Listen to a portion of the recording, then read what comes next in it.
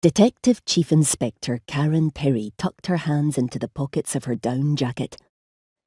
Even silk-lined leather gloves weren't enough to keep out a night wind that was whipping straight across from the Urals to this Edinburgh rooftop. It had been 3 weeks since lockdown began, but the novelty of street stillness hadn't worn off. Looking down across the new town and beyond from this height, nothing was stirring. It was like the zombie apocalypse without the zombies. Light and movement caught the corner of her eye, and she turned her head in time to spot a liveried police car slowing for a set of lights. Down by Cannon Mills, she reckoned. She checked her phone. 3 minutes after midnight. It was officially tomorrow. Technically, she could go for her daily walk now. She let herself back into the sunroom. She didn't want to think about how a previous owner had managed to obtain planning permission for the roof garden in a conservation area of Georgian buildings. It wasn't her problem. This wasn't her flat. Its owner, what was he? Karen balked at thinking of Hamish Mackenzie as her boyfriend. You didn't have boyfriends in your 30s. Lover always sounded wrong to her. It suggested the only thing that mattered was the sex. And while there was no denying she enjoyed that, their relationship encompassed much more. To a cop, partner had a whole different set of resonances. And even if she stripped that out of the equation, partner implied a much more serious commitment than Karen believed she'd made to Hamish.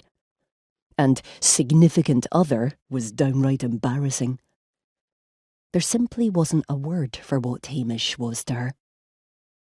Except that right now, she supposed he was technically her landlord, even though she wasn't paying him rent.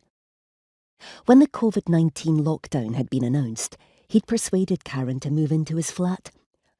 "I need you to take care of the place," he'd said, after announcing he was heading back to his working croft in the Highlands. One of his 2 shepherds had decided to move to Lairg to spend lockdown with his girlfriend, leaving the croft perilously short-handed.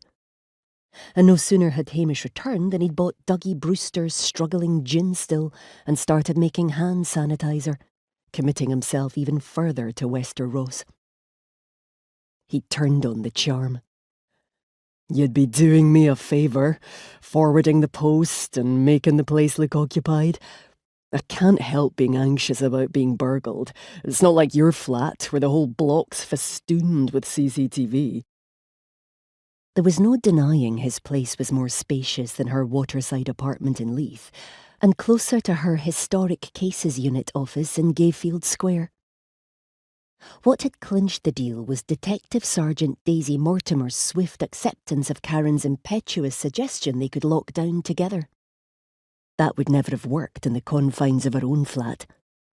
But Hamish's place was a different story. They wouldn't be living on top of each other, thanks to 2 bedrooms, a study, a living room big enough to house a dining table as well as a sofa and armchairs, a spacious kitchen, 2 bathrooms and a roof terrace, complete with a garden room.